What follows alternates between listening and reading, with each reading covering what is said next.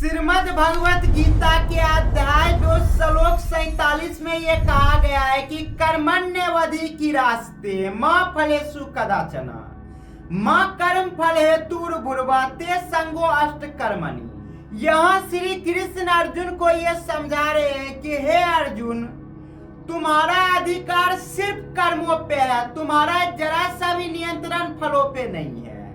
तो तुम अपना ध्यान अगर फलों पे लगाए रखोगे तो तुम प्रोसेस को एंजॉय नहीं कर पाओगे, और प्रोसेस को अच्छे से कर नहीं पाओगे तो तुम जिसके हकदार हो तुम उस कर्म तक नहीं पहुंच पाओगे, और जब तुम उस कर्म तक नहीं पहुंचोगे तो तुम्हारे हाथ कोई फल भी नहीं लगेगा। यानी बहुत लोगों को ये लगता है कि गीता में ये कहा गया है कि तुम सिर्फ कर्म करो, फलों के बारे में सोचो ही ना। पर श्री कृष्ण यहाँ पे ये समझा रहे हैं कि तुम कर्म करो और फल तुम्हें स्वतः ही मिल जाएगा जिसका तुम हकदार हो।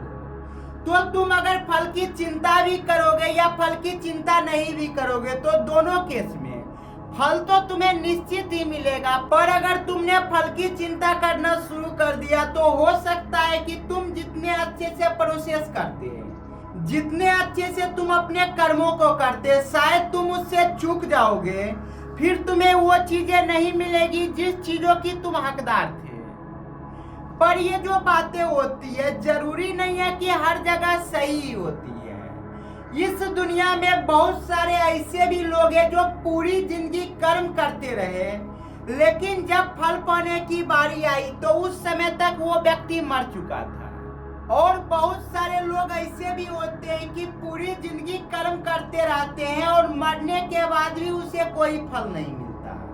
यानी ये दुनिया पूरी तरह से अनफेयर होता है, किसी को कुछ मिलता है तो किसी को कुछ नहीं मिलता।